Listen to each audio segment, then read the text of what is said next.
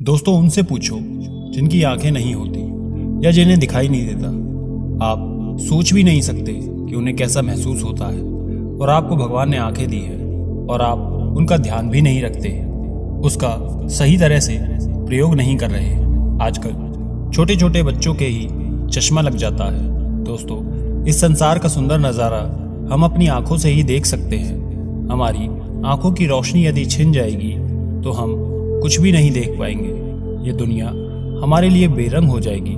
इसलिए अगर किसी की आंखें खराब हो गई हैं या इसे बचपन में ही चश्मा लग गया है, वो आज की इस कहानी को बहुत ध्यान से सुने और अपने परिवारजन को भी ये कहानी जरूर सुनाएं। ज़्यादा से ज़्यादा सभी तक शेयर करें। इस कहानी में हम आपको एक ऐसे चूर्ण के बारे में बताएंगे जिसका उपयोग करने से आपकी आंखों की रोशनी कुछ ही हफ्तों में वापस आ सकती है और जिनको चश्मा लग गया है उनका चश्मा भी हट जाएगा। इसलिए इस कहानी में अंत तक जरूर बने रहना। दोस्तों, आगे बढ़ने से पहले छोटी सी रिक्वेस्ट, चैनल पर पहली बार आए हैं तो सब्सक्राइब कर दीजिए, वीडियो को लाइक, शेयर और कमेंट में नमो बुद्धाय लिखकर हमारा उत्साह जरूर बढ़ाएं। एक बार एक युवक जो अपनी आंखों को लेकर बहुत परेशान रहता था, वो एक गुरु के पास जाता है जो आयुर्वेद के बहुत बड़े ज्ञाता थे। वो युवक गुरु को प्रणाम करता है और कहता है कि हे मुनिवर, मैं अपनी आंखों को लेकर बड़ा परेशान हूँ। मेरी आंखों की ज्योति दिन ब दिन कम होती जा रही है। मुझे सब कुछ धुंधला दिखाई दे रहा है। कई बार तो मेरी आंखों में बहुत ज़्यादा जलन और दर्द भी होता है। बहुत ज़्यादा आंसू भी निकलते हैं। गुरुवर, मेरी आंखें समय से पहले ही मेरा साथ छोड़ने लगी हैं। कृपया करके आप मुझे कोई ऐसा समाधान बताइए जिससे मैं अपनी आंखों की रोशनी को फिर से प्राप्त कर सकूं और आंखों की इन सभी समस्याओं से हमेशा हमेशा के लिए छुटकारा पा सकूं। उन गुरुजी ने उस युवक की सभी समस्याओं को ध्यान से सुना और फिर कहा, बेटा, हमारे आयुर्वेद में आंखों से संबंधित एक पूरा उपनिषद लिखा गया है जिसे चक्षु उपनिषद कहा गया है। इसके अलावा हमारे महर्षि भागवत जी ने आंखों के इलाज से संबंधित कई नियम बताए हैं। कुछ प्रमुख नियम बताए गए हैं जिसमें से आंखों से जुड़े कुछ नियमों के बारे में आज मैं आपको बताऊंगा। इसके साथ ही आपको एक ऐसे चूर्ण के बारे में बताऊंगा जिसके प्रयोग से आपकी आंखों की ज्योति लौट आएगी। साथ ही कुछ नियमों का पालन करने से कुछ ही हफ्तों में आपकी आंखों की जो रोशनी है उसमें आश्चर्यचकित परिवर्तन होगा। आप खुद देखेंगे कि आपकी आंखों की रोशनी वापस आ जाएगी और आपको पहले से ज़्यादा साफ दिखाई देगा। और अगर आप लंबे समय तक इन नियमों का पालन कर सकते हैं और इस चूर्ण का प्रयोग करते रहेंगे तो आपको आंखों की कभी भी कोई समस्या, कोई बीमारी नहीं होगी। अगर है तो जड़ से खत्म हो जाएगी और आपकी आंखें हमेशा हमेशा के लिए स्वस्थ और दृष्टिपूर्ण बनी रहेंगी। फिर गुरुजी उस युवक से कहते हैं कि बेटा, सबसे पहले हम नियमों के बारे में जानते हैं। इसके बाद मैं तुम्हें एक चूर्ण की विधि बताऊंगा और ये भी बताऊंगा कि तुम्हें किस तरह से उसका उपयोग करना है। फिर गुरुजी उस युवक से कहते हैं कि बेटा, अब तुम इन नियमों को ध्यान से सुनना। आंखों के उपचार के लिए पहला नियम है, सुबह उठते ही बिना कुल्ला किए अपने मुंह की लार को आंखों पर लगाना।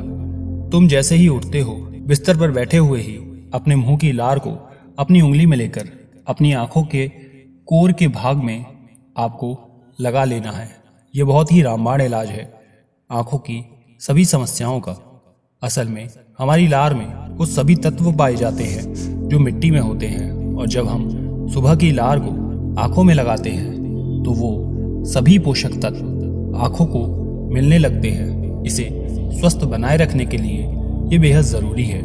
आंखों को हमेशा स्वस्थ बनाए रखने के लिए आयुर्वेद का दूसरा नियम है, मुंह में पानी भरकर आंखों में धीरे धीरे छींटे मारना। तुम रोज सुबह जब अपनी आंखों को धोते हो तो उसे ऐसे ही मत धो, बल्कि पहले अपने मुंह में पानी भरो और फिर अपनी आंखों पर कम से कम 20 बार छींटे मारो। छींटे इतनी तेजी से मारने हैं कि पानी आपकी आंखों में चला जाए, ना कि इतनी तेज कि आपकी आंखों में दर्द हो जाए, वो लाल हो जाए। जब आप आंखों में छींटे मारते हैं तो छोटी से छोटी गंदगी भी साफ हो जाती है और मुंह में पानी भरने का कारण ये है कि जब हम आंखों में पानी मारते हैं तो आंखों का कचरा मुंह से बाहर ना आकर सीधे आंखों से ही बाहर आता है, क्योंकि आंख की कई बीमारी सिर्फ आंखों में धूल मिट्टी या फिर गंदगी जाने से हो जाती है। और जब ये सब साफ होगा तब हमारी आंखें साफ हो जाएंगी। फिर गुरुजी उस युवक से कहते हैं कि बेटा, तीसरा नियम है सूर्यदेव को देखना। बेटा, रोज कम से कम 5 मिनट तक आपको सूर्यदेव को देखना है, लेकिन दोपहर या तेज धूप में नहीं, सिर्फ उगने के 1 घंटे के अंदर या सूर्यास्त होने से 1 घंटे पहले। सबसे अच्छा तो ये होगा कि तुम सूर्य को उगने या अस्त होने के समय उनके दर्शन करो, और जहां जरूरत हो तो उस समय तुम पलकें झपका भी सकते हो। शुरू में इसे 1 मिनट के साथ शुरू करो और धीरे धीरे उसे 5 मिनट तक ले जाओ। सूर्य दर्शन के समय सूर्य की किरणें हमारी आंखों में अवशोषित होनी चाहिए, जो कि आपकी आंखों को ठीक करती हैं। अंत में अपनी दोनों हथेलियों को रगड़कर दोनों हाथों पर रख लो, लेकिन आपको ध्यान रखना है कि इसे अपनी आंखों पर रखना है, ना कि दबाना है। ऐसा करने से आंखों को आराम मिलता है। चक्षु उपनिषद में तो सूर्यदेव को आंखों का वैद्य कहा गया है। फिर गुरुजी उसको चौथा नियम बताते हुए कहते हैं कि आंखों का व्यायाम करो। आप इसे किसी भी समय कर सकते हो, लेकिन इसे सुबह शाम करने से ये ज़्यादा फायदा देता है। इसलिए आप अपनी आंखों को 10 बार ऊपर करो, 10 बार नीचे करो। जितना हो सके आप ऊपर करेंगे, उतनी बार ही कोशिश करें कि आंखों को उतना ही नीचे करें। इस समय आपको इस बात का विशेष ध्यान रखना है कि आंखों के साथ आपका सिर नहीं घूमना चाहिए। सिर एकदम स्थिर होना चाहिए, बस आपकी आंखें घूमनी चाहिए।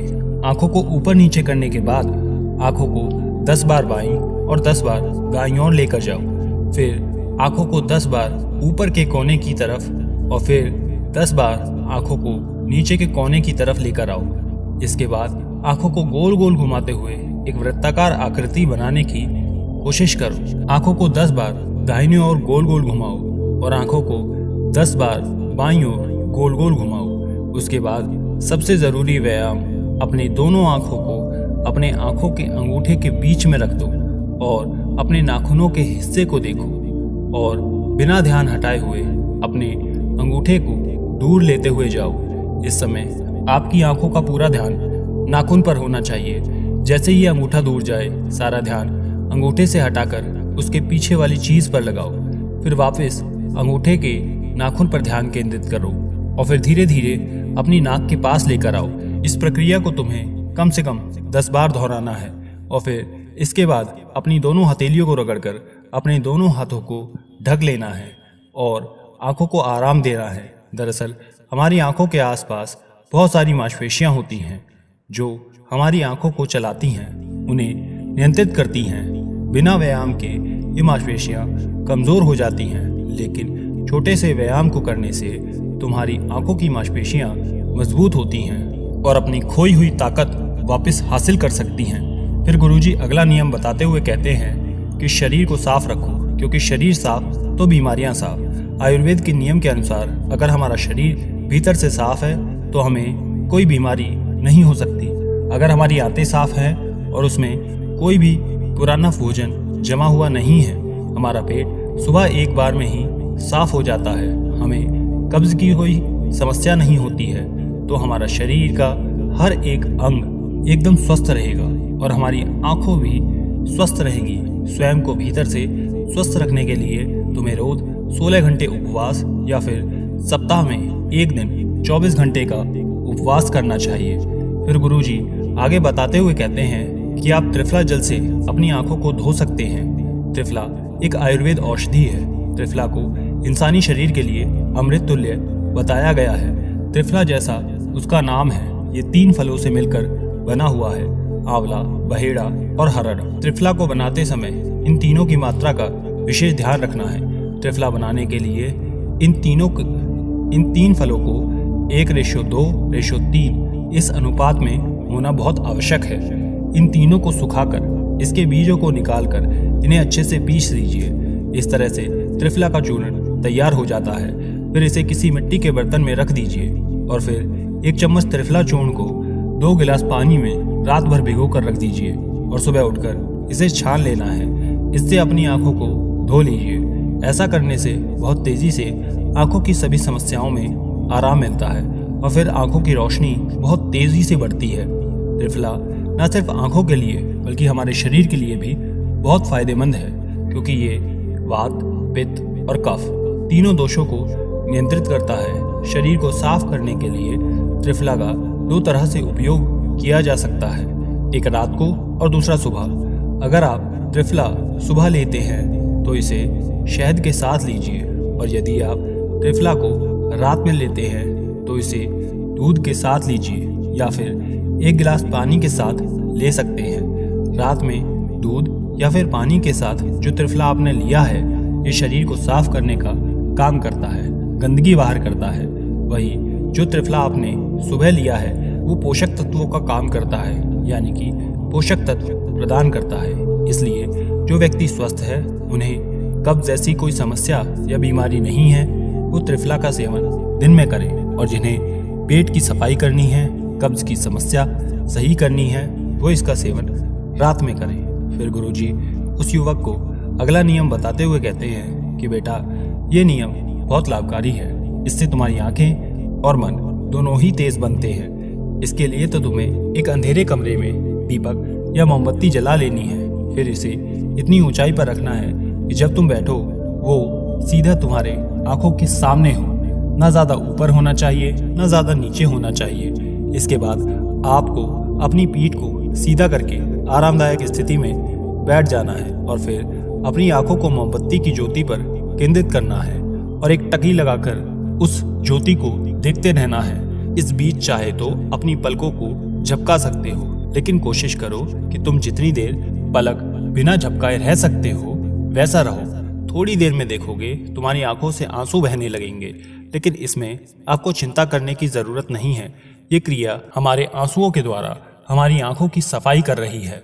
इस प्रक्रिया के बीच आप आंखों की आंसू को रोकने का प्रयास ना करें, बस इन्हें बहने दीजिए। इस दौरान अपने हाथों से अपनी आंखों को स्पर्श नहीं करना है। जब ये क्रिया बिल्कुल पूरी हो जाए तब अपनी दोनों हथेलियों को रगड़कर धीरे धीरे अपनी आंखों के पास ले जाओ और आंखों को ढक लो। ये प्रक्रिया रोज रात को सोने से पहले कुछ मिनट के लिए जरूर करो। फिर तुम स्वयं देखोगे तुम्हारी आंखों की रोशनी दिन प्रतिदिन बढ़ती जा रही है। इस प्रक्रिया को करने से आपकी आंखों की रोशनी के साथ साथ आपकी एकाग्रता भी बढ़ती है। फिर गुरुजी उस युवक को अगला नियम बताते हुए कहते हैं कि किसी भी ठंडी सब्जी जैसे खीरा, लौकी, आलू के छोटे छोटे टुकड़े को कुछ मिनट के लिए अपनी आंखों के ऊपर जरूर रखो। जब हम खीरे या लौकी को उस तरह छोटे छोटे टुकड़े काटकर अपनी आंखों के ऊपर रखते हैं तो इससे आंखों के आसपास का जो क्षेत्र ठंडा हो जाता है और बाकी का क्षेत्र गर्म रहता है, जिससे आंख और सिर के बीच तापमान में अंतर आ जाता है और फिर ज्यादा से ज्यादा रक्त आंखों की तरफ आने लगता है। जिस जगह पर रक्त का प्रवाह ज्यादा होता है उस जगह का इलाज खुद ब खुद शुरू हो जाता है। इस प्रक्रिया को आपको हर दिन 10 से 12 मिनट तक जरूर करना है। इससे आपकी आंखों की रोशनी जरूर बढ़ेगी, आपको ताजगी महसूस होगी। और फिर गुरु आगे कहते हैं कि बेटा, तुम्हें रोज ऐसा व्यायाम करना है जिसमें ज्यादा रक्त का प्रवाह हो, जैसे शीर्षासन, भस्त्रिका आसन। ऐसे आसन को करने से रक्त की धारा का ज्यादा मात्रा आंखों की तरफ जाता है और आंखें स्वस्थ बनी रहती हैं। फिर गुरुजी उस युवक से कहते हैं कि मैंने तुम्हें नियमों के बारे में तो बता दिया, लेकिन अब मैं तुम्हें उस चूर्ण के बारे में बताता हूँ जिसका प्रयोग तुम्हें करना है, और इसके प्रयोग से कभी भी तुम्हारी आंखें खराब नहीं होंगी और जिनको चश्मा लगा हुआ है उनका चश्मा भी कुछ ही हफ्तों में उतर जाएगा। इस चूर्ण के बनाने के लिए आपको 4 चीज़ों का प्रयोग करना है: सौंफ, बादाम, धागे वाली मिश्री, काली मिर्च। हमें सबसे पहले तवे पर सौंफ को थोड़ा भून लेना है। सौंफ को नेत्र ज्योति के रूप में अव्वल माना गया है। इसकी तासीर ठंडी होती है। इसके साथ ही ये खाने को पचाने में भी बहुत मदद करती है। सौंफ हमारे शरीर के मोटापे को भी कम करती है। सौंफ में potassium, magnesium, zinc, iron, copper इत्यादि मिनरल्स भरपूर मात्रा में होते हैं। आपको सौंफ को तब तक भूनना है जब तक उसमें से खुशबू ना आने लगे। जब खुशबू आने लगे तब आप उसे नीचे उतार लीजिए। फिर आपको बादाम को हल्का हल्का सेक लेना है। बादाम में विटामिन ए प्रचुर मात्रा में होता है जो हमारे दिमाग को तंदुरुस्त रखता है। इसमें प्रोटीन एवं फाइबर काफ़ी अच्छी मात्रा में पाए जाते हैं, जिसकी वजह से हमारा पेट भरा भरा रहता है और ये हमारे मोटापे को भी कम करती है। इसके बाद आपको बादाम और सौंफ को अच्छी तरह से पीस लेना है। इसका बारीक बारीक चूरन बना लेना है और इसके बाद आपको धागे वाली मिश्री में से धागा निकाल लेना है और उसे कूटकर उसका बारीक चूरन बना लेना है।